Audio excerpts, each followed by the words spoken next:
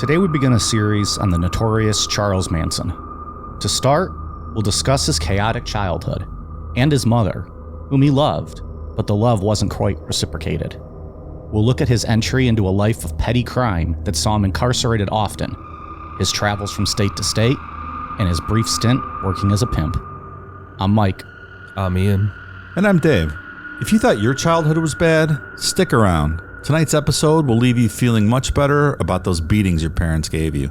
Come on, they loved you. This is Necronomipod. I love the world I live in, too, just like Regan loves the world he lives in. You love the world you live in. Most assuredly, it's me. You love all the pain that you've caused people, all the anguish you've caused. I don't know pain. I don't know pain. I have no depth of pain. I have no depth of suffering. I don't know ridicule. I don't know all the bad things. I haven't been punished by you all my life since I was 10 years old. I've been in every reform school you got across the country. And used to lay down and have to get my ass whipped till I couldn't walk. Tell me about your pain. And that's our fault. That's all No, those people no do. fault. Make strong, good pain. Understand pain. Not bad. Pain's not bad. It's good. It teaches you things. Well, we're 4 years into this thing, and we're finally covering the last major, popular, well-known topic. Yeah. Yeah. I think this is the last. You consider this a big major one? Yeah. I suppose so. It doesn't get talked about, at least from what I had seen, like in as much as like the Dahmers or the Bundys and stuff, as, you know, the Jonestowns type. But I feel like this is a pretty mainstream one. It's a different kind of category, too. He's not, doesn't really fit the mold of, you know, not an actual serial killer. He gets lumped in sometimes, but it's kind of a different story. It's like cult meets true crime. Yeah. And I don't even know if you would necessarily consider him a very successful cult leader at all. They weren't living high on the hog. No. I don't know all that much. Like, everyone knows the basic outline of the story, but all the ins and outs, I don't really know. Clearly, I don't. I think there's a solid case to be made that he's not the most dangerous man in America, and he's not this, you know, the Antichrist, this reincarnation of the devil that's here to take your kids from you. And like, look, that's how it was presented. That's how he presented himself, right? Like, he kind of got into that gimmick. At least with interviews I'd seen like later in his life. Oh, him talking all crazy and stuff. Like, I feel like he embraced that persona. The old swastika tattoo on his forehead, right? Yeah, that was wild. Yeah, because that's how it was. We'll see. That's how it ends up getting portrayed in the media with the trial and stuff. Is, look at this guy. You know, he can take your kids and make them into these mindless. A little bit of sensationalism going on. Yeah. Well, I think there's a solid argument to be made that he was just like a petty thief, petty criminal that stumbled his way into a scene of people doing acid, things like that. And That were very open to suggestion, perhaps. Yeah, and he was just really charismatic. Like you said, from his interviews, you see him and he's really, he's very charismatic. Yeah. You pay attention to what he's saying. Did you guys enjoy your time off? Do anything fun? Yeah. You got sniffed. How your nuts? They're doing all right. Excellent. I believe we discussed that, though. Yeah. I know. It's my follow-up. Oh, the month Yeah, I want to see how that went. post-op. Pretty much back to normal. Yeah, I think a lot of people are probably worried about your testicles and just wanted to know. You had that BBC going for a little while. Black and blue cock. For real. Vacation was good. A nice break from everything. Yeah. It's nice to have a break. It's been like 3.5 weeks since we recorded, I think. Yeah. Not counting the little beer show we did with our friends. That was fun. Something different. Yeah, sit around, talk beer. Of course. Drink beer, talk beer. Okay. I could do that for a living. All right, let's dive in. Kathleen Maddox was born January 11th, 1919 in Moorhead, Kentucky to Nancy and Charles Maddox. Moorhead. Yes, please. Wouldn't it be funny if the Woodcocks were from Moorhead? These are the Woodcocks from Moorhead. Nancy was an extremely strict religious woman to the point of if a woman showed her ankle, it was sinful. I agree. Charles worked long hours on a railroad, and by the time he got home, he was too tired to argue with Nancy. He just kind of went with the flow. She was very religious to the point where, at least according to Charles Manson, religious to the point where if George showed sympathy to Kathleen about anything, it was considered sinful, like almost on the verge of incestuous feelings, sinful. Oh boy. Sounds like a lovely home. Well, stories like this in the past we've discussed that start out like this always had a happy ending, so I'm sure this is going to be no different. I think most stories we do cover have happy endings on this show. In 1933, Kathleen ran away from home and ended up in Cincinnati, Ohio, where she started a relationship with a guy named Colonel Walker Henderson Scott. Scott worked in steel mills and was well known to people in town as a con artist, but Kathleen didn't know that. Scott had Kathleen believing that he was an Army colonel, but in reality, he wasn't. His first name really was Colonel. I like how everyone in town just kayfabes it too. They don't even go help this girl. They're like, Oh yeah, she's dating the colonel. Go learn today. Go smarten her up. Jeez. Awesome first name, by the way. Colonel? Yeah. You like that? That's a cool name. Colonel Walker Henderson Scott almost sounds like it's straight out of the Civil War. You got like mutton chops to go with it. You have to, right? Your parents are aiming high when they name you Colonel, right?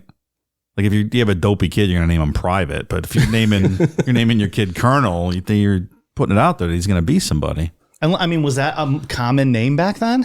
I've never heard that before. Yeah, I've never heard of somebody being named Colonel. It reminds me of Dr. Bliss. I think it's Bliss, was the doctor that treated President Garfield when he was shot. And his first name, Dr. Willard Bliss, but his first name was actually Doctor. Doctor, that's right, yeah. And he became the doctor. I remember that. Things did not go well for him after his treatment of Garfield. Let me jam up my arm up to my elbow in your back. It'll be all right. Also, the only acceptable middle name for someone named Colonel is Angus. Colonel Angus. They failed. They messed up on that one. Kathleen ended up getting pregnant, and when she told Scott, he said that he got called to Army service and he left town. Then about 3 months before her due date, Kathleen started a relationship and moved in with a guy named William Manson, who was about 10 years older than her. Fast forward to November 12th, 1934. At 15 years old, Kathleen gave birth to a boy who left the hospital as No Name Maddox. That's what it's on his birth certificate. That's a cool name. I like that. No Name Maddox? Yeah, it sounds like the, pitcher from the 1900s that minor league greatest pitcher alive, pitched the perfect game, and then no one ever saw him again. No Name. Old No Name Maddox. It's legendary. Now you just have me thinking about Greg Maddox and all the times he kicked our asses in the 90s. The Braves. That's the first thing I thought of when I go, that'd be a cool name for a is pitcher. it? Yeah. Fucking hated Greg Maddox in the 90s. Him and fucking Chipper Jones. Ugh, Chipper Jones. I forgot about that guy. Yeah. Sorry to bring him back in your life. He's the one that, when he was playing in the Yankees, talked about being on the subway in the Bronx and all of the minorities and the gays and whatever else you run into. Didn't he get in big trouble? I don't remember that. In some interview? I don't remember him playing for the Yankees. No, like he was in New York playing the Yankees when he with was the Braves. against them. I see. Had some not too kind things to say about the New Yorkers he ran into on the subway. That's not very nice. It's rude. Later on, Kathleen decided to name the baby after her father, Charles. And once Kathleen married William, the baby assumed his last name, Manson. So we have Charles Manson born. Might give him the CSI Miami, calls for it. Yeah! we got there. They incidentally, when Cactus Jack, WWE wrestler Mick Foley, was first starting out and got his name Cactus Jack, his first name was actually Cactus Jack Manson because he kind of resembled Charles Manson. Given, the kind of person Mick Foley is, like one of the nicest dudes, and I think in pro wrestling, he did not love that name and dropped it as quick as he could. I was listening to Howard this morning in my car, and he was talking about what idiots wrestling fans are. I was laughing my ass off thinking about you guys. Well, What kind That's of funny, too, fucking 'cause- IQ do you have to watch this fake bullshit? It was just going on and on. I guess Howard Stern doesn't watch movies either. Someone forgot to tell him it's fake bullshit. You get so mad when people say it's Because fake. it's the dumbest argument. Every TV show is fake. When someone's like, What's well, crazy- people get hurt in wrestling. He's like, yeah, if they don't know how to fucking wrestle or something like that. He's not wrong with that. That's fair. He used to have a bunch of wrestlers on too. Back in the day. Yeah. I don't know if he still does, I but don't think so. yeah. It's funny. The relationship between Kathleen and William didn't last long, like only a month or so. However, they weren't officially divorced until April 30th, 1937. Once that relationship ended, Kathleen took Colonel Scott to court for child support, which he settled with Kathleen and agreed to pay her monthly. But he ended up not paying her. I think he paid her like a total of $25 What in a total. dick. This is where the idea that Colonel Scott is Charlie Manson's biological father comes from, but no one knows for 100% sure. Does he go by Charlie? Is that why we're calling him Charlie? Everything calls him Charlie, Everything's so it's Charlie? just like Okay. stuck in my head to just call him Charlie. I like it. So, like I said, they didn't get divorced for like 3 years afterwards, but once Kathleen left, she took Charlie back to Kentucky and she went off the rails. The way Charlie tells it is that Kathleen had a lot of living to do before she could settle down and take care of him. He's different than other high-profile serial killers, cult leaders, whatever he is exactly. But most of them resent their parents, at least one of them, that abused or abandoned them. But Charlie loved his mother very much. Everything written about Kathleen says that she worked as a sex worker, which I think it's pretty safe to say that she did. But in his book, he's quick to defend her and say, no, she's a flower child born 30 years too early. It's more about calling her a whore. He says the word whore a lot throughout that book. Like, she's just a flower child of the 30s. She's not a whore. Okay. Rationalizing things to yourself. Yeah, there's a lot of rationalizing about his childhood in his book. Part of the living that Kathleen was doing was going on weeks-long drinking binges with her brother Luther. They would leave Charlie with her parents or one of her other siblings, and other times she would leave Charlie with a random babysitter, and members of the Maddox family would have to go out searching for him. One time, Kathleen had Charlie sitting on her lap at a bar and got into this conversation with a bartender about how the bartender wasn't able to get pregnant. Kathleen said, "Give me a pitcher of beer and he's yours." The bartender gave Kathleen a beer and she just handed over Charlie. That's how you win a trade. That's good negotiation. Kathleen came out the winner on that one. No Take responsibilities. that fucking pitcher of beer. Yeah. Your life just got 10 times easier. Go be a flower child. According to members of the Maddox family, it took about 2 weeks for them to track down the bartender and get Charlie back. Well, I hope they gave her a pitcher of beer in return, because that's not very Deal's fair. a deal. Yeah. No takes backsies. Right. Also, that might give you self-esteem issues later in life when your mom traded you for a beer. He thinks it's hilarious, or at least how he writes about it. It's hilarious. It's all a big adventure. The stuff with his mom. Yeah. It's all right. She was just wild. She had, like he said, she had some living to do. Yeah. Hope it wasn't like Bud Light, though. It definitely was something like Bud Light, something super Well, cheap. if it's Diet Miller, that's fine. That's acceptable then. Bud Light is grotesque. I look down upon anyone that drinks it regularly. If you're going to drink that, you might as well just drink like Milwaukee's Best or Busch Light. Like if you're going to slum it. Bush. Natty Light, Keystone Light. Keystone. You're naming all the winners, buddy. I know. I wonder if the bartender was super thrown off when she just handed over the baby.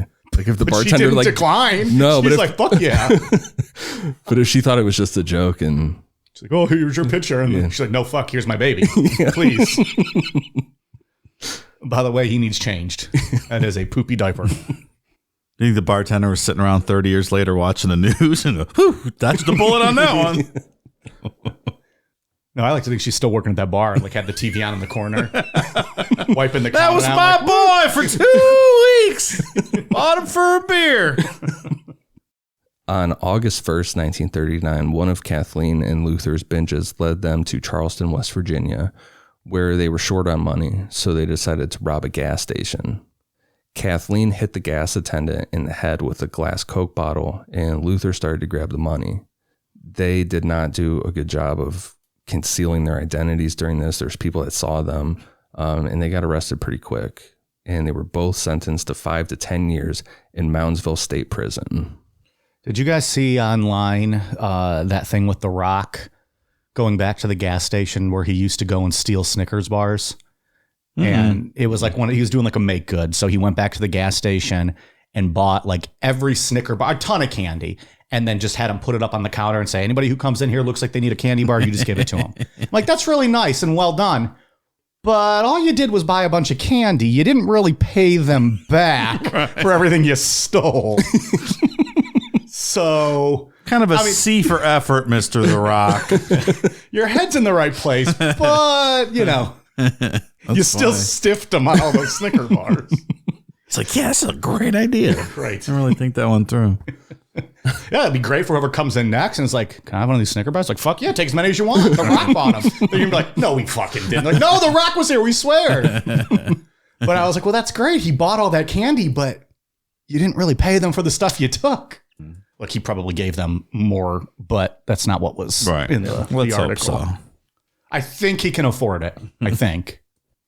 Charlie said that he remembered his grandfather breaking the news to him that Kathleen was going to prison for a long time, and that Charlie would be living with them for a while. His grandmother, Nancy, still did the strict religious stuff, but Charlie was babied because of the situation. So much so that that he said that he turned into the, quote, neighborhood sissy. A little after a month of living with his grandparents, Charlie was sent to live with his Aunt Joanne and his Uncle Bill in McCutcheon, West Virginia. Right off the bat, his Uncle Bill wasn't a fan of the sissy behavior. He pretty much told Charlie, if you don't stop crying all the time and acting like a little girl, then I'm going to treat you like a little girl. So Bill sent Charlie to school in a girl's dress, which obviously resulted in him getting bullied. In 1939, West Virginia. Mm-hmm. Can't imagine that. It was great. 2023 West Virginia. I can't imagine that. Good point. And to be fair, most of Ohio, if we're going to be honest. Yes. That bullying led to Charlie getting into a bunch of fights where he successfully defended himself, which that seemed to make his Uncle Bill happy, because Charlie said that after Bill heard about the fighting at school, he never complained at him for being a sissy again. You really whooped him good, Charlie. You ain't no sissy no more. That's good. So he's a good fighter. Or at least able to hold his own. Yeah, possibly. I guess. Good for him. Real quick, I think it's, with him fighting in school early on, I think it's a good time to point out that Charles Manson was a really small guy. In adulthood, he was 5'4", and at one point weighed as little as 115 pounds, but he usually weighed around 150. 5'4"? It's a small man. Damn. He said real early on he learned to play the, quote, insane game, where he had to act crazy and scare people. Like, don't fuck with Charles Manson, he's crazy. Aside from the insane game, Charlie learned pretty quick to talk and hustle, talk his way around things, which we'll get into later on. His first run-in with law enforcement is kind of up for debate. Charlie told Diane Sawyer that he set his school on fire when he was 9 years old, but didn't get into any real trouble for it. In his book, he said that he was gifted a Superman hairbrush for Christmas when he was 7 years old. Charlie said that that was the only gift he was given that year, and his grandmother told him that if he brushed his hair with it all the time, he would fly like Superman. Kids in the neighborhood started picking on him. Like, you got a hairbrush, look at all the toys that we got. Charlie said that he ended up stealing as many of those toys as he could and set them all on fire. The police got involved, but nothing was done other than a slap on the wrist. I don't blame him. Kids got spunk, huh? He showed them. Helter Skelter, motherfuckers. Enjoy your Christmas. Kathleen got paroled in 1942, and when Charlie was reunited with her, he said that this was the happiest that he had ever been in his life. The next couple of years reads kind of like a Bonnie and Clyde type of adventure, where Kathleen would hustle for money and she and Charlie would travel from town to town. He talks about a story where they were at a bar and some local tough guy, like these two guys, like, two brothers that everybody was scared of in town, whatever, grabbed his mom's ass, and she cracked him with a fifth of a bottle of liquor, and then basically ran up to Charlie and was like, we got to get out of town, threw him in the car and sped off. It's like a buddy road trip adventure kind of novel. Yeah. I'd watch that movie. Be fun, right? Yeah. How, like Little Charlie and Mom or something? I could see that being kind of fun, though. If you're 8 years old, Sure. your mom's just driving you, you're not going to school. Yeah. It's better than, Yeah, just- living with your hillbilly uncle who puts you in a dress to go to school. This is Very probably true. 100 times better. Well, and just then he loved his mom, right? So he got to be with her. Yeah. Kathleen had tons of boyfriends who Charlie said were always introduced to him as uncles. Kathleen got serious with one, and he was not a fan of Charlie. This guy was only known as Lewis and pretty much told Kathleen, it's me or your kid. And not long after, Kathleen took Charlie in front of a judge and said, I can't take care of him anymore. I don't want him. So at 13 years old, Charlie became a ward of the state and was sent to Guybolt School for Boys in Indiana. Guybolt was ran by Catholic priests, and according to Charlie, it wasn't terrible there, as in sexual assault. However, there were pretty harsh beatings from a belt if you stepped out of line. Christmas time of 1947, Charlie escaped from Guybolt and slept in the woods, under bridges, and wherever else he could get shelter until he made it back to his mother. Once he got to her, Charlie was expecting her to be happy and, them go back on the road again, do all this crazy shit. But Kathleen sent him right back to Guybolt, where he was reprimanded for escaping. Goddamn, Mom.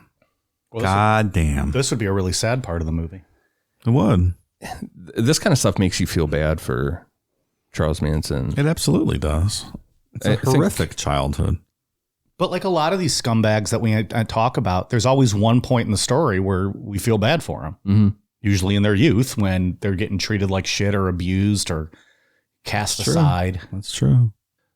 Over the next 10 months, Kathleen would visit Charlie every so often, like every couple weeks. But eventually that turned into every month. And then on one visit, Kathleen said that she got married and she stopped visiting. At that point, Charlie said, fuck it. I don't trust a single person. And he escaped Guybolt a second time and fled to Indianapolis. Charlie said that he knew to go to Indianapolis because it would be harder to get caught in the city. He really did flee to Indianapolis, but again, this sounds like an adventure of him getting there. He said that he had help from the, quote, bums, winos, and hobos hopping on trains and all kind of shit like that. That sounds fun. That is an adventure. 12 years old, Yeah. 13. That's Sure. living life, right? Yeah. Riding the rails. Hell yeah. It's an education you're not going to get in the classroom. Getting shot by that salt gun that the railroad guys carry around with them. Once he got to Indianapolis, Charlie robbed a grocery store for food, but under the counter, he found a cigar box with a little over $100 in it. He used that money to rent a room on Indianapolis's Skid Row to buy food. He got a job delivering letters for Western Union and tried to stay out of trouble, but pretty quick, he was back to petty theft. It's crazy, but at 14, Charlie was able to survive on Indianapolis's Skid Row for almost a full year before he got caught for petty theft. In 1949, a judge sent Charlie to Boys Town in Omaha, Nebraska.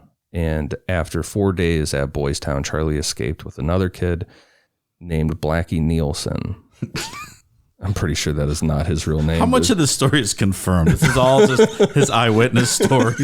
There's some good names in here, good adventures. So he really did go to Indianapolis, and he was arrested there for petty theft. Like that's for real. And as a result of that, that's why he was sent to Boys Town in Nebraska. Look here, Charlie. I'm Blackie Nielsen, and we're busting out of Boys Town, see? I mean, he was at Boys Town. He did escape. I'm 90% sure that this person's name was not Blackie Nielsen. That's ridiculous. Blackie Nielsen. I love it. And I don't even know if this next part's true, because according to Charlie, they stole a car, got a hold of a gun, and made it back to Peoria, Illinois, where I guess Blackie's uncle took them on as kind of like an apprentice. Blackie's uncle ran this big, like this theft business, this like ring of thieves kind of thing. And like Right. took Charlie and Blackie in on it. All right. Story's getting good. He sure tells a good story if it's not true. That's right. 2 weeks later, Charlie got busted for robbing another store and was sent to the Indiana Boys School. And this is where things in his book and how he tells his story stop sounding like this happy-go-lucky. The Adventures of Huckleberry Finn. Yeah, it gets very dark at this point in his story. This episode is sponsored by BetterHelp. Have you ever lost a job, had a bad breakup, or simply just felt stuck in life? Ever wish life came with a user manual, much like our cars or appliances do? Wouldn't that be great?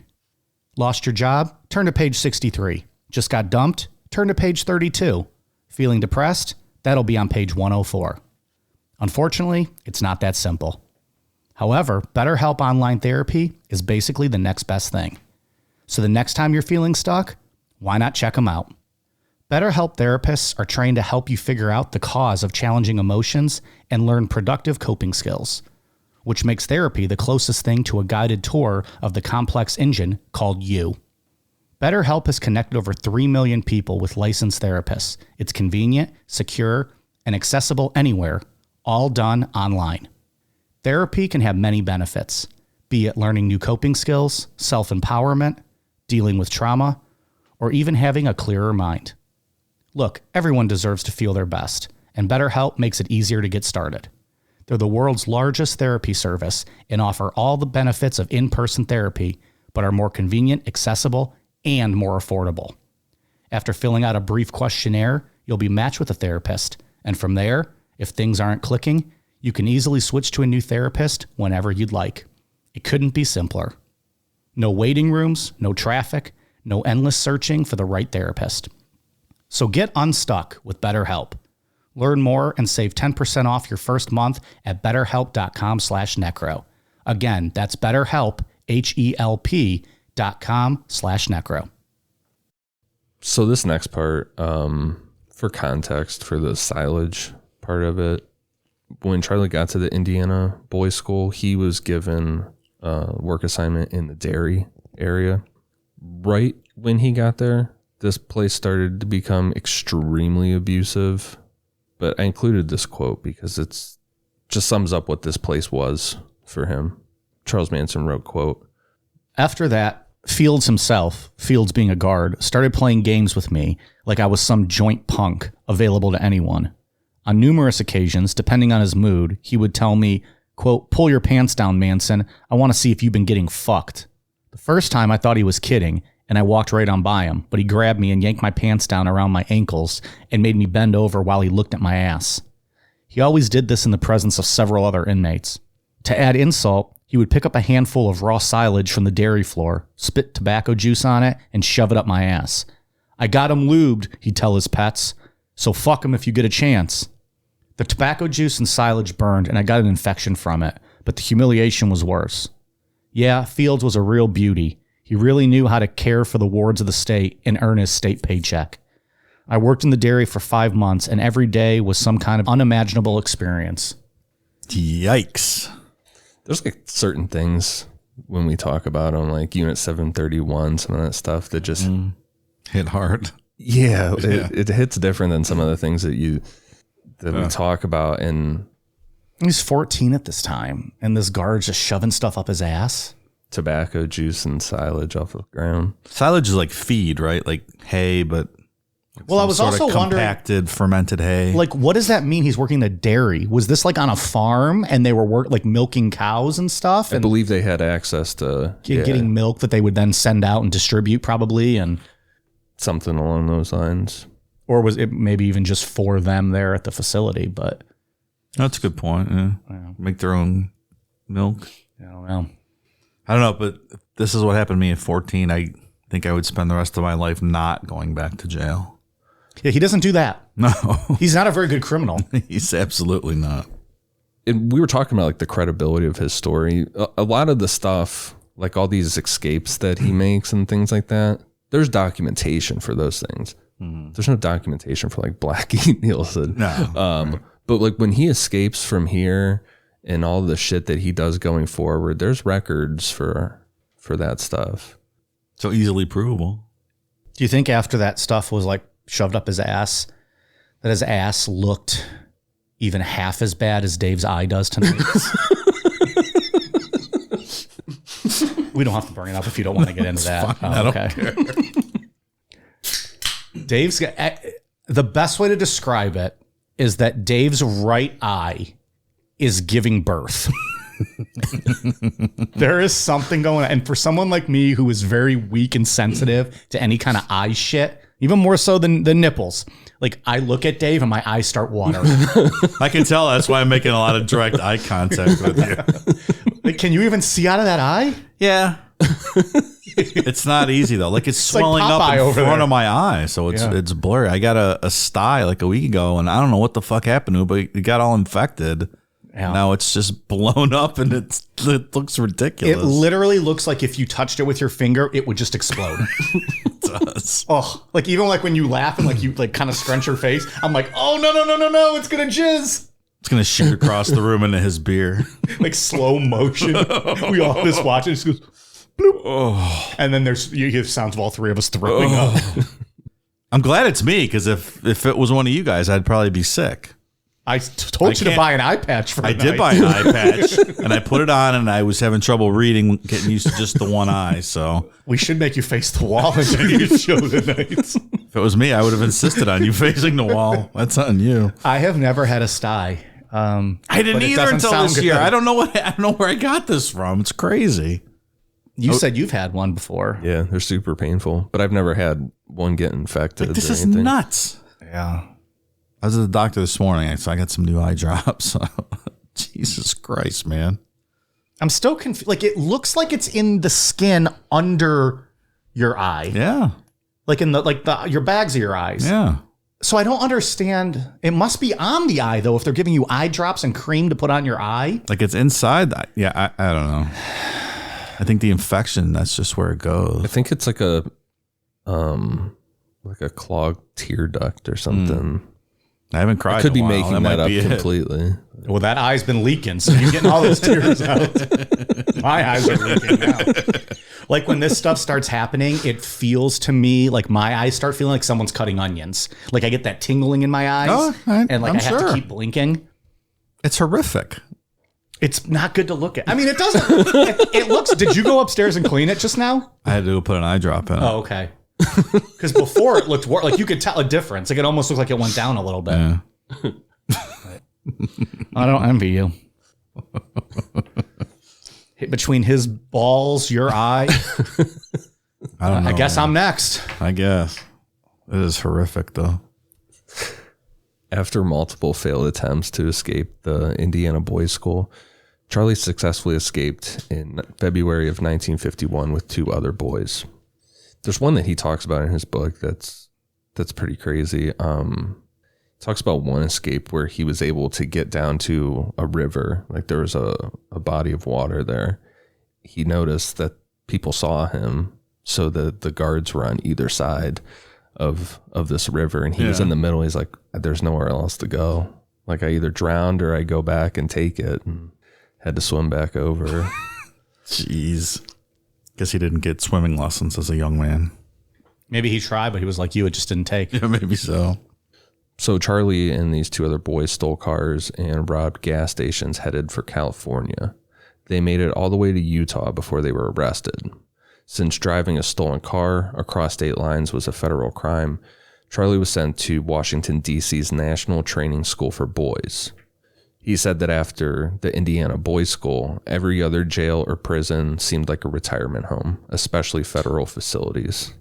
He said federal facilities are a breeze compared to... Well, anything's a breeze compared to getting silage and tobacco juice shoved up your ass. I would agree with you. Yeah. And rape, I mean, not just saying fuck him if you get the chance, but like rape, tons of rape. Like he got raped a lot. So, yeah, anything's better than that. Here you go, making me feel bad for Charlie Manson again. At this school, Charlie was made to take an aptitude test, which placed him at a 4th grade level and pretty much illiterate. But a psychiatrist said even though Charlie couldn't read, he was above average with an IQ of 109 and recommended that he be sent to a minimum security facility called the Natural Bridge Honor Camp. Charlie had a parole hearing set for February 1952, but in January he was caught raping a boy at knife point, so that was canceled. Student has become the master. About that rape record, Charlie said, quote, and I'm going to read this quote as he said it. So, he's got some language in here, but this is what he said. A lot of stories go around about forced sodomy and oral copulation in prisons and reform schools. There's some of it happening. I mean, out and out rape. I experienced it, and I'm still ashamed to cop to it. Most of the sex is by mutual agreement. But however it comes down, those things are printed in a convict's prison record and are with him for the rest of his life. I lost a possible parole date once by getting involved with a punk. I was accused of holding a razor blade to a kid's throat while I screwed him in the ass. Truth was, this guy was an undercover queer and wanted a dick in his ass, and I didn't mind doing it to him. We both agreed that if we got caught, he could say I forced him. We got caught. He gets caught at everything. Of course he got caught. Charles Manson's book should be given to people as a way to scare you from going to jail. It's better than Scared Straight. The first half of his book is fucking terrifying. It's like it makes you never, ever want to break the law at all. You convinced me. Just the silence convinced me. That incident had Charlie transferred to the Federal Reformatory in Petersburg, Virginia, where he had been caught at least 3 more times either raping or having consensual sex with other students. At that point, he was moved to a maximum security facility in Chillicothe, Ohio, where Charlie did well, and he was released on good behavior to his Aunt Joanne and Uncle Bill back to McEachin, West Virginia. So that was shortly before his 21st birthday. So he's still got time to turn things around. Still a young man, still a whole life ahead of him. A little bit of time left. A little bit of time, 109 IQ. God damn it, This is where he's going to do it. In January 1955, Charlie had his first relationship with a woman, Rosalie Jean Willis, which is crazy to even think about. He's just been in these reformatory, these boy things. So it's either been rape, But it's all been, anything has just been with other boys or men. Yeah. Whether it be consensual or not. She was a waitress that Charlie met at a card game in Steubenville, Ohio. Oh, Steubenville. I bet at that card game they served uncooked pizza. Of course they did. So Rosalie got pregnant and the two of them got married. 3 months into their marriage and Rosalie's pregnancy, Charlie stole a car and the two of them headed to LA. Pretty quick after arriving in Los Angeles, Charlie got arrested for driving a stolen car. And again, it was a federal crime because he drove it across state lines. I'm pretty sure it was the same car that he stole in Ohio. Should have stole a Hyundai or a Kia. Apparently those are very easy to steal and get away with. However, instead of jail time, Charlie got a lenient judge who gave him 5 years probation. Instead of reporting to his PO, Charlie skipped town back to Indianapolis, where he was arrested in March of 1956. His probation was revoked, and he was sentenced to 3 years at Terminal Island in Los Angeles. Charles Manson is like the definition of like failing upwards, but like in the criminal sense. Like he just keeps getting caught and caught and caught, but then becomes like the biggest criminal that you can become, right? Like he just fell ass backwards into becoming a top tier criminal. I never thought of it that way. He's not good at being a criminal. I guess top tiers is a subjective term depending on how we're looking at it. Well, I just mean doing some absolute heinous stuff, right? Like maybe he's not a serial killer, so to speak, but like, this guy wasn't good at the little crimes and then he ends up, moving on up. Yeah, Helter Skelter, still the best-selling true crime book ever written. That makes sense, yeah. Was Jim Jones operating in Indianapolis around this time when he was there? Maybe he could have found some salvation with Jimmy instead. He'll find a different cult, Dave. You just wait. Boop would have been around this time somewhere. He hopped over to Brazil, South America, somewhere in this time frame. But yeah, he was getting paid to fuck that broad, right? Yeah, he was doing that for the cause. God, I forgot all about that. These cult guys. I got to become a cult leader. You just start saying shit. Yeah. I'm going to turn Cucks Across America into a cult. I think you could probably do that pretty easily. So now you have to pay me. And I'm going to fuck your wife. But then you also have to listen to everything I say. Like wrestling is real. Movies are fake. pretty sure the Howard Stern show's fake. It's scripted. They write it all out ahead of time. Go tell everybody I'm going to fuck your wife. That'll be $500. Also, you no longer have belongings. We're going to go live in an Embassy Suites. Belongings. That's our compound in Embassy Suites. Every room on every floor. Yeah. Still a fantastic hotel for the price you pay. I think we've talked about this before. You're a fan. That manager special they have, you get some free drinks. Yeah. Anyways, coming soon. While Charlie was at Terminal Island, Rosalie gave birth to their son, Charles Manson Jr. Also, his mother, Kathleen, came back into the picture for a bit. Rosalie moved in with Kathleen, and the two of them raised Charlie Jr. together. However, in March of 1957, the visits from Rosalie stopped, and Kathleen told Charlie that Rosalie was living with another man. Less than 2 weeks before he had a parole hearing scheduled, Charlie tried to escape by stealing a car. He got out of the walls and was able to get into a car, but was caught. And he was given another 5 years probation, and that parole was denied. Poor guy. Is Charlie Manson Jr. still kicking it around these days? Maybe we can talk about him, look him up at the end here. I don't know. He's got another son coming up next week. Okay, great. All right. Some lineages that just need to keep going on and on. So I'm glad he procreated. You're putting this in that category? Oh, yeah, definitely. During his time at Terminal Island, Charlie really looked up to the pimps and wanted to figure out how they operated. He listened to everything that he could learn from them, and when he was paroled in September of 1958, he immediately started looking for a girl to pimp. By November 1958, he was pimping out a 16-year-old girl, but wasn't as successful as he hoped to be. To make ends meet while trying to be a pimp, Charlie was arrested in September of 1959 for attempting to cash a $37.50 U.S. Treasury check. For this, he received a 10-year suspended sentence and was sent on his way.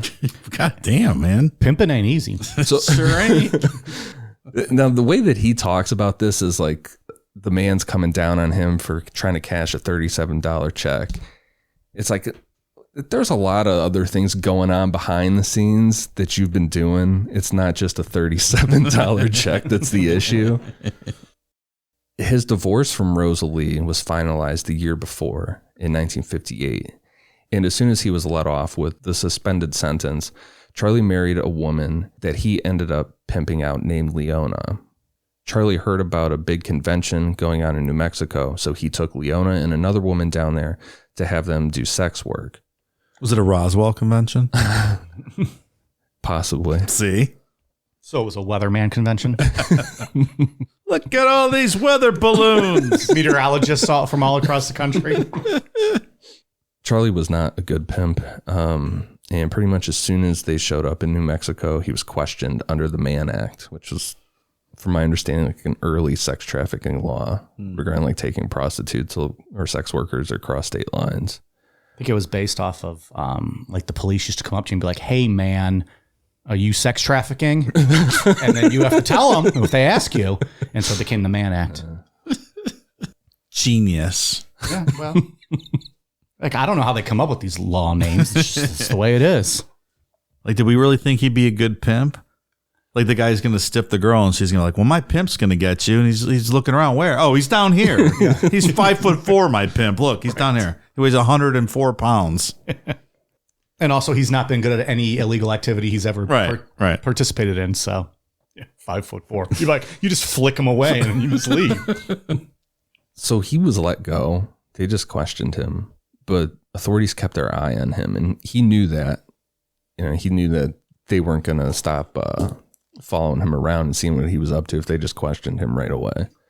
So he went down to Mexico.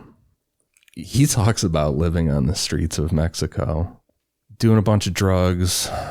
He says that he was riding bulls, that they were teaching him how to, hold the cape and do all the matador type stuff. Riding little ponies, maybe. I don't know about bulls. Right. A bull's cock is bigger than this guy at this point, right? Like he's still young. He's not even fully grown probably yet. He can be a dog race jockey or something. He said that he wanted to get some mushrooms while he was down there, and he had heard about a tribe that had access to a certain kind that he wanted. And everyone told him, like, you're crazy. You can't go there. Like, you're white, right. You're definitely an outsider. You're not going to be welcome there. Like, it's a for real tribe. The way he tells it is he showed up and tried to bargain with them, and they're like, you need to leave, and kind of like, fuck off. And he tried to trade something to them. They didn't want it. So then he had a gun that was unloaded. He didn't have any bullets in it, but he had a gun. So he was like, oh, I'll trade you this. And he pulled it out, and they're like, hey, motherfucker. and he's just like, no, look at it. Like, I'm just trying to give it to you. He gives it to the guy. The guy puts it into Charlie's stomach, pulls the trigger, but there's no bullets in it. And Charlie just smiles at the guy. And they're like, you're fucking crazy. And they just gave him his mushrooms and let him go on his way. Damn. Finally a win for him. Yeah. He's like, oh, yeah, mission accomplished. I'm pretty sure that didn't happen, but it's a sweet story. Yeah. I'm counting that. That's a real one. I'm choosing to believe that.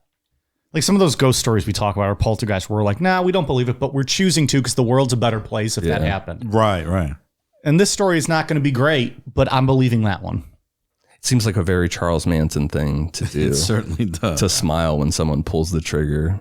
Don't yell or anything, just smile. Just smile. Yeah.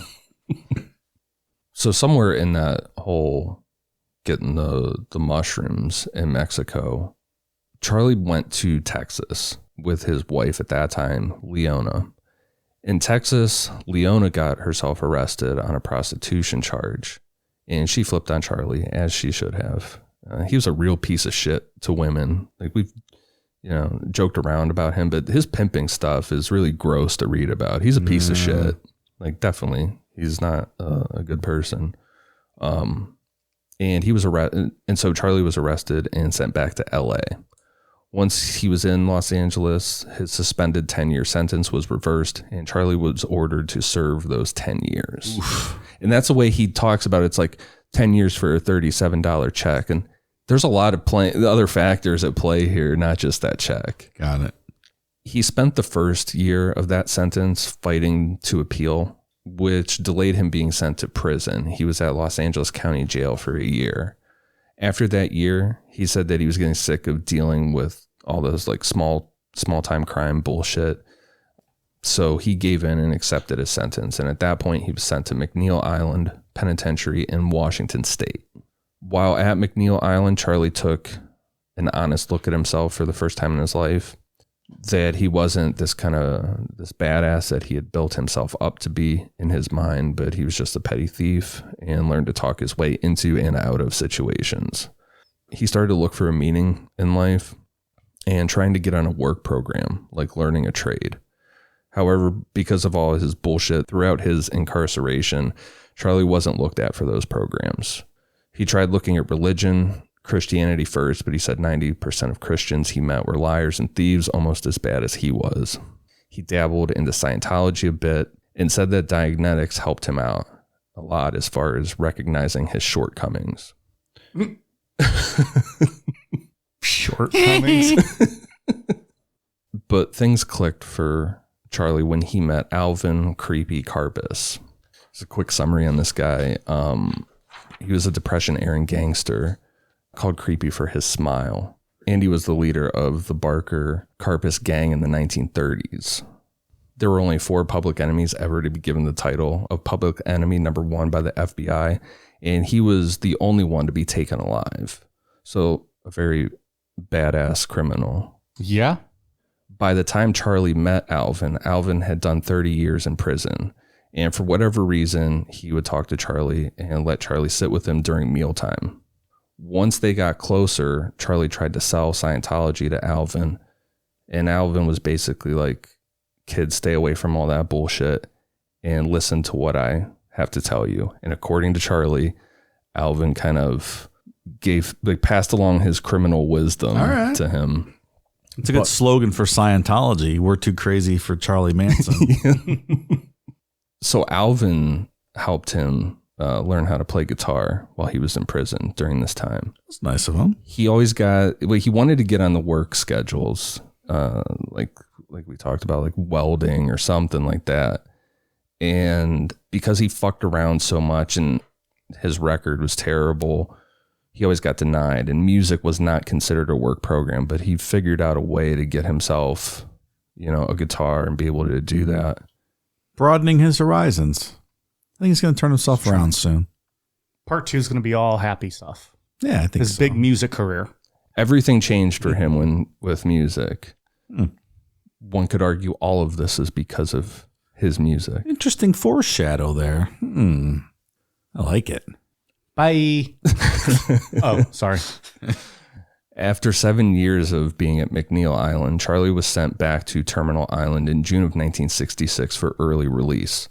At that point, he had spent more than half of his 32 years in prison and other institutions. The only issue this time was that Charlie didn't want to leave. He was comfortable at McNeil, and he knew how the system worked. He didn't want to be freed. Charlie asked to stay, but the guard just laughed at him and sent him on his way. About that, Charlie said, quote, "The release procedure is a simple one. A last photo for the files, an address and instructions to report within 24 hours to your parole officer. If you have money on the books, they give it to you. If the government is helping you with the funds, those funds are to be picked up at the time you check in with your PO. You get $30 until you see your PO. One of the institution vehicles takes you to public transportation and the driver says goodbye, and in some cases wishes you good luck. After that, you are on your own." Sounds great. Welcome back, pal. We missed you. And then he hangs himself in the room like Brooks did. Yeah, right. Institutionalized. That's where we'll pick back up on part 2. It's quite a foundation for old Charlie. He's lived quite the life in 32 years. Yeah. Given away for a pitcher of beer. Terrible at committing crimes. Bad at pimping. Not good at pimping. But who is? It's very difficult work, Dave. It's interesting that he wanted to stay in prison at the end of that.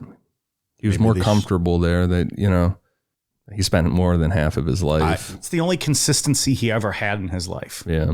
Maybe they should have obliged him.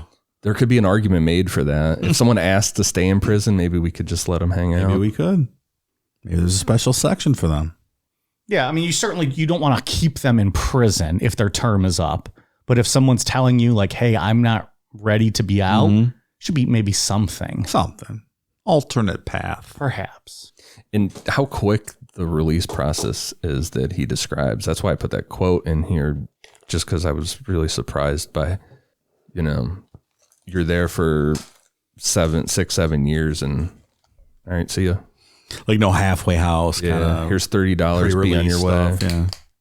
So yeah, in part 2, we'll start getting into him building the Manson family. Get to the Beach Boys. Now we're talking. You like the Beach Boys, Mike? Well, I don't know.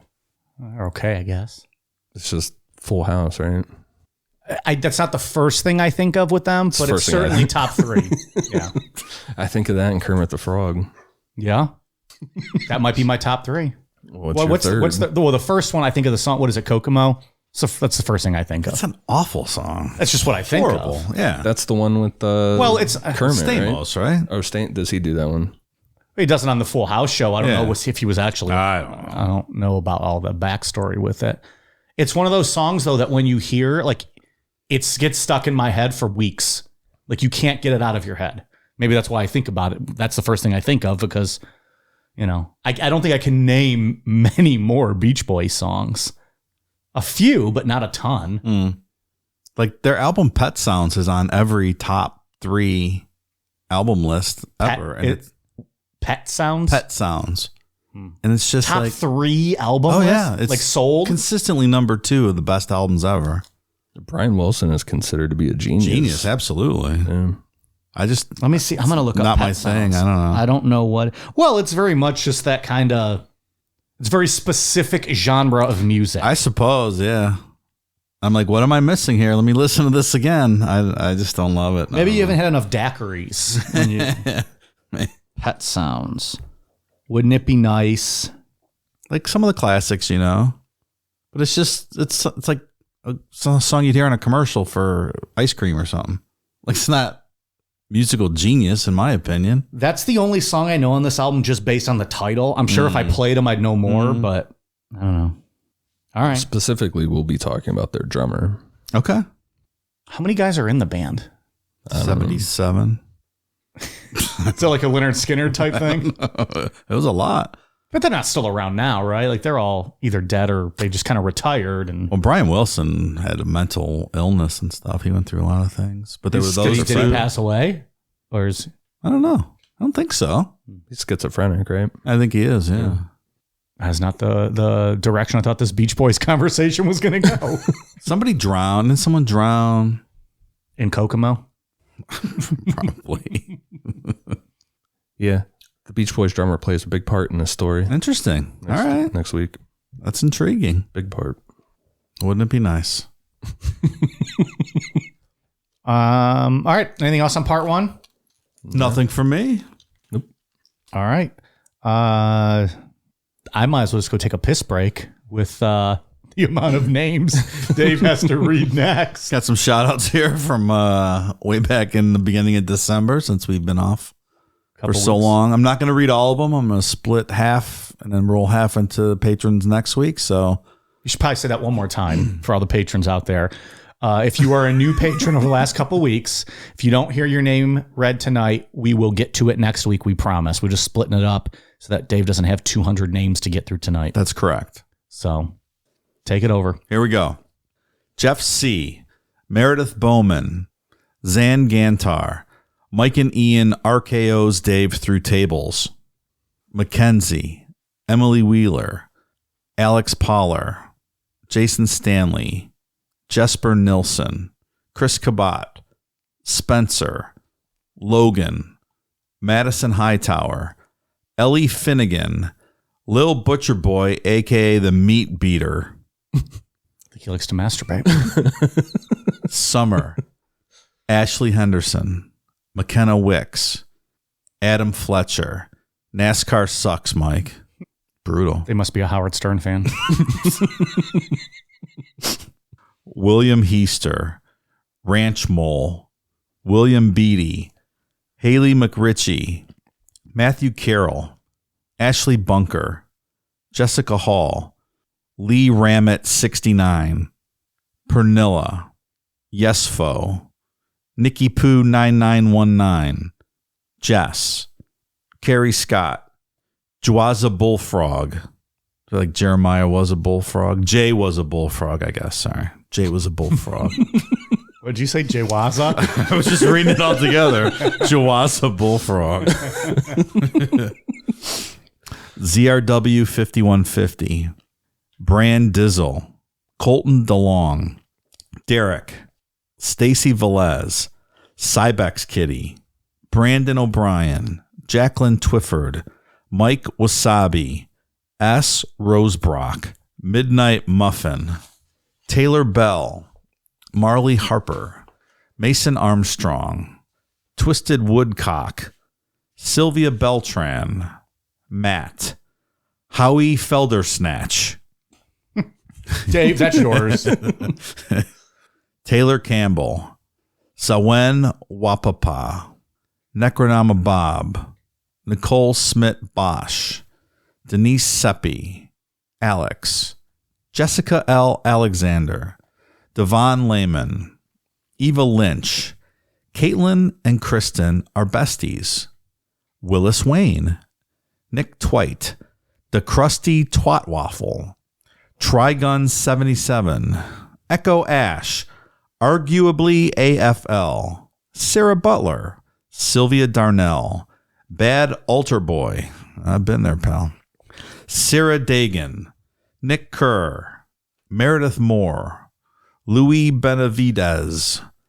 Alice McFarlane. Jeff Bertrand. Connor Mahudi. Ashy Strub. Antonio Dowell. Cheyenne Jones. Rachel Fender. Jen Gibbs. Rosie Pike. Or Rosie Pick. Jacob Summers. Kaylin Wiezerek. Charlotte Ashton. Listen here, Pilgrim. Mike's clit is in John Wayne Gacy's crawl space. It's a very specific thing. I love sucking big juicy cocks raw. I bet Dave won't put that on the soundboard. I bet he will. Caitlin Garman. Mike, please come back. My mom says you're my dad. Nope. Margaret. Still waiting for the island. #DIM. Hey, would you blow me? Terry Link. Nick Messner. John Bounds. Tyler Brammer. And Crapping Ass. Thank you so much to all our new patrons. Like I said, we'll get to the second half of the patron list next week. So, so we don't force it. Yeah, that's not a bad thing, right? Too many patrons? Yeah. That's all right. It's an okay problem to have. But yes, don't feel bad if we didn't get to you tonight. We will get to you next week, promise. We'll get there. Bear with us. Ian, what do you got? For iTunes, I have a shout out for 28388, Film Grip 0311, Mike Didn't Pull Out, B Random K, Rockin' Rosie, and Banana Gina. And thank you guys for the awesome reviews. Dave, you got anything else? I have some foreign ones. I'm going to apologize though, because they don't last very long on this list, and I wasn't keeping track of them for a couple weeks. So if you hit us up 3-4 weeks ago, I'm sorry, you're going to have to do it again because I'm not able to see them anymore. But I have Janlu09 from Australia. This total morons. I'm not going to read that one. We've been called worse.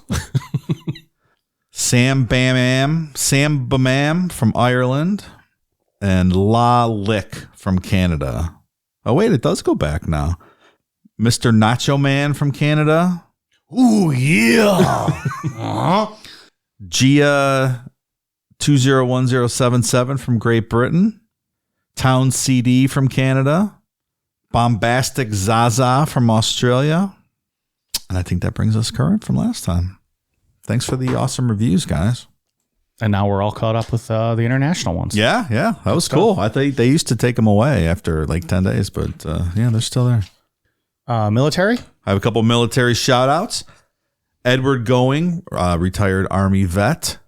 Nicholas Stam, retired Marine Corps vet. And Tyler Chenoweth, retired Navy vet. Thank you so much for your service, guys. Good stuff. Yeah, thank you. I do have a couple of other shout outs, people that sent us things over the holidays.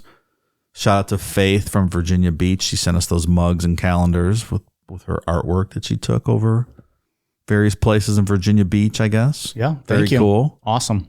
And then a shout out to Sean, who sent us a Chase Elliott hat and was it a signed hat and signed photo of Chase Elliott over there? Yeah, we got it on our little gimmick shelf over there. Hatton. I forget what the pictures are called, but they have a specific name. But yeah, oh, okay. Little Chase Elliott signed picture and hat. Very cool. Loved it. Thank you. One other thing to mention. I know. Do you guys remember when we were talking about the charity donations? Like before the holidays, when you go to the store and like, hey, you want to donate $1 to Dog's Nuts Health? Yeah, I remember when you buried that whole system and Dave. Yeah. You went on a whole rant about that for about 25 minutes. Well, we were just speaking off the cuff and saying that they're probably taking the tax deductions on their own corporate taxes. We were informed by a credible CPA who is also a patron that absolutely does not happen, and they do not take those tax deductions. So we're going to see your name up at Drug Mart, Dave? No, I still won't. It's still fucking rude as shit. But it's still a scam. Because after we got that email, I was looking around and CVS actually just got fined. So they weren't actually taking the deductions, but they had already promised a specific millions of dollars to some charity. Mm. So then they were doing the soliciting and using that money to fulfill that obligation that they already had on the books. Oh. Which is fucking fraud. Yeah. Fuck you, CVS. You were so much cooler when you were Revco. Like, that's absurd. Yeah. There's a lot of tomfoolery going on with that stuff. So even the fucking things at Walmart ask you, the self-checkout lines pops up and asks you if you want to donate something. Now, yeah. Not donating anything. I give Walmart a 1 star every time I go there. Yeah, like it pops up on there. It's like, how would you rate your experience? I always hit 1. Yeah, you keep going. Yeah. I mean, there's prices. Yeah, I love that fucking place. It's awesome. I love going there. But the other day I was there and she was like, why do you always do that? Why don't you go to Target? I go to Target sometimes. Target doesn't ask me how I feel about it, though. What would you say about them then? I'd probably give it a 1 star. Really? Just for the hell of it. Someone once told me, and I have not noticed this, that all Targets have the same exact smell. Oh, yeah. I've never noticed that. Does it smell like Starbucks? Is there usually a Starbucks in there? Because that's what I associate. Well, I wonder with. if that changed now since a lot of them have Starbucks. But I don't know. I never noticed a Target smell. And I agree, like some stores have like a smell. I never noticed that with Target. But Yeah, I think so. But again, it smells I think like it smells like coffee. Starbucks. Yeah. like delicious Starbucks coffee. Not delicious, but Starbucks. I'm a Just Brew man, Mike. I can say that. I don't think I've ever had Starbucks coffee other than like maybe a K-cup That's that you not buy. good. It's too bitter. Yeah.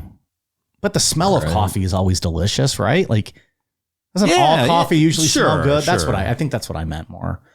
Starbucks is like the IPA of the coffee world. People are like, it's so bitter. Oh, it's so good. Yum. I disagree. Make it more bitter for me. Yeah, I've yet to find an IPA that's been too hoppy. I will take on that challenge. So anyway, thanks to our new CPA pal. It's good for to setting know. us straight. Yeah. Oh, we don't know. Or we're pals with them now. We're going to go out to Starbucks with them. I'm going to ask them to do our taxes this year for free. Okay, for free. Well, but if they hit the blue button, we'll make a $2 donation in their name for whatever gimmick charity we set up. Just a reminder, I believe we mentioned it back on Patreon in December, and Dave, you mentioned it at the start of the Best of show.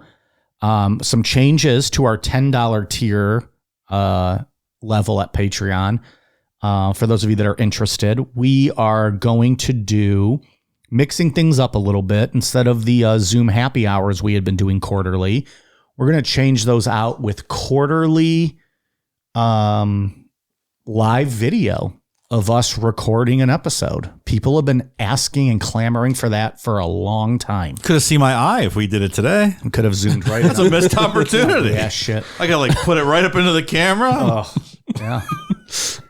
So people have been asking for that for a long time. So we're going to do that quarterly. It'll probably be a bonus show, but we'll do a show.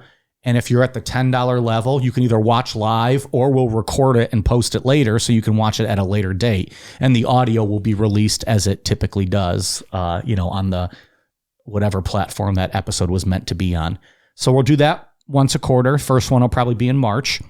We're going to continue. We're going to do kind of a mix of 3 different shows throughout the year for that extra $10 show. We're going to continue with the wrestling show that seems to be popular. People like that.